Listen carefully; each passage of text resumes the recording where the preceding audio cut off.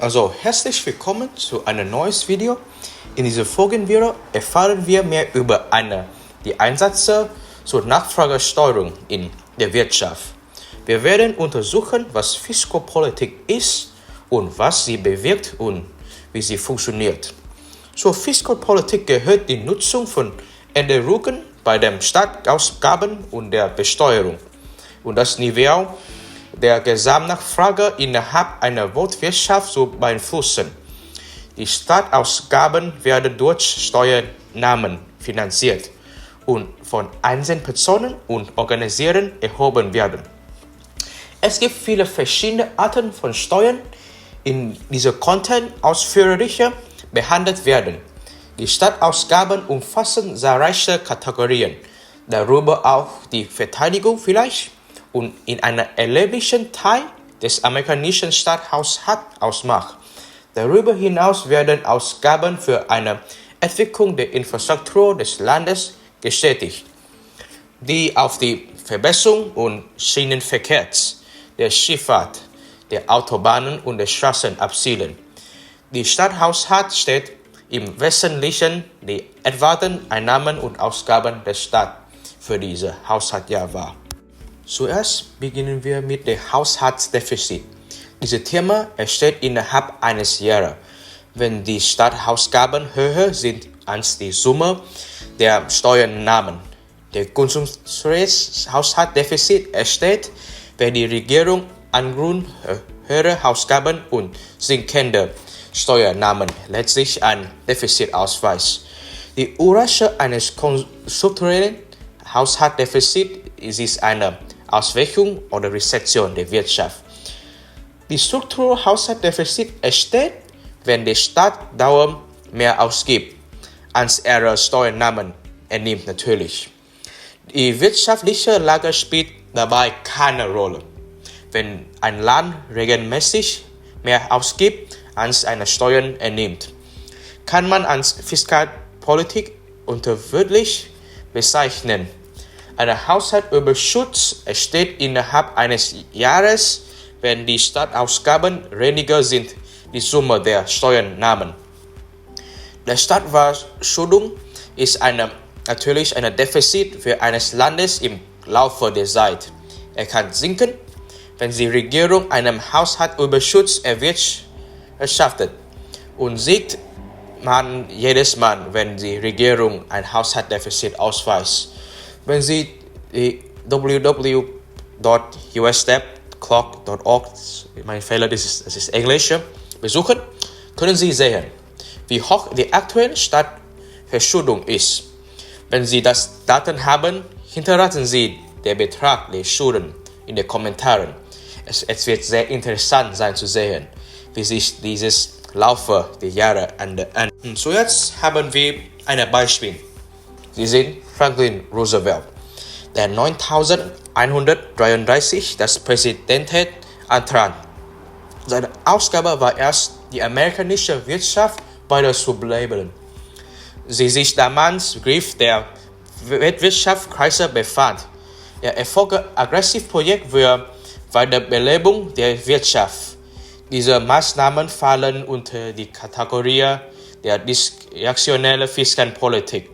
Dabei handelt es sich um Maßnahmen, die als Reaktionen auf wirtschaftliche Hindernisse ergriffen werden und nicht zwangsläufig in die Regierungspolitik integriert sind. Und im Gegensatz zur automatischen Stabilisierung wird es direktionelle Fiskalpolitik betreiben.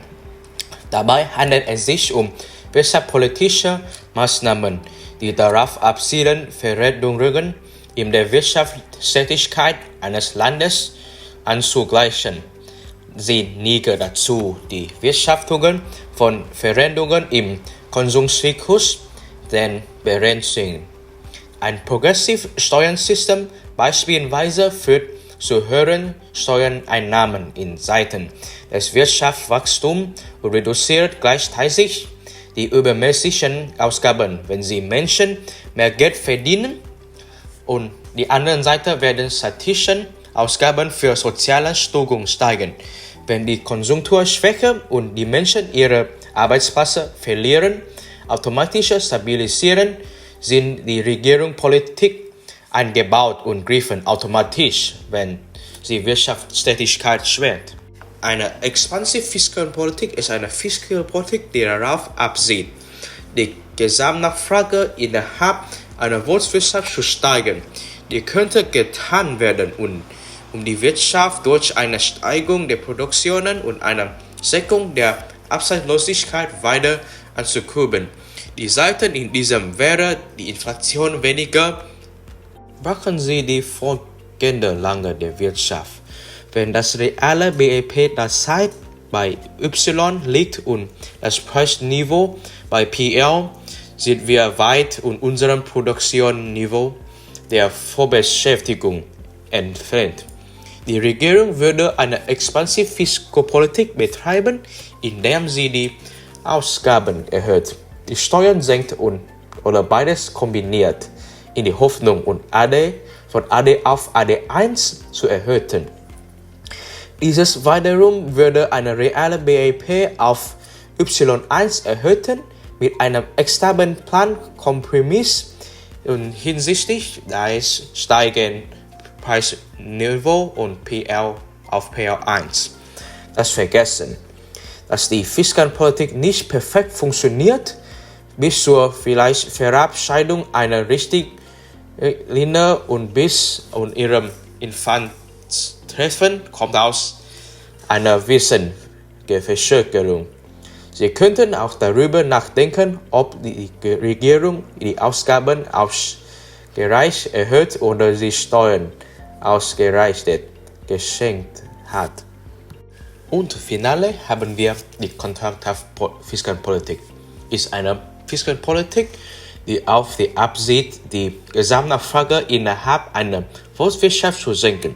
Dieses könnte es Versuch sein, die Wirtschaft abzukühlen und die Inflation durch verringern.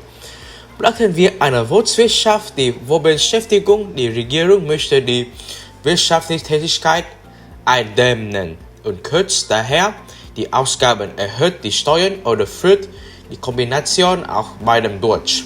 Dadurch wird AD letztendlich und AD auf AD1 reduziert, was zu dem Rückgang des Preisniveaus von PL auf PL1 auf einem Rückgang die reale BIP von IFI und VY1 führt. Auch hier gilt es, die Fiskalpolitik immer im Hinblick auf die zeitliche Fortwirkung und deren Ausdauer zu bewerten. Wie viel Fiskalpolitik ist genug? Für wie lange wird es dauern? Ist die wirklich sieht, bedenken Sie auch andere Konsequenzen und vielleicht andere Instrumente, auf bei die Lösung wirtschaftlicher Probleme wirksamer sein können. Und wir haben uns also die Fiskalpolitik, ihren Instrumenten und ihrer Funktionsweise befasst. Wir werden es uns in dieser Einheit genauer ansehen und in Content viel Angeheber untersuchen.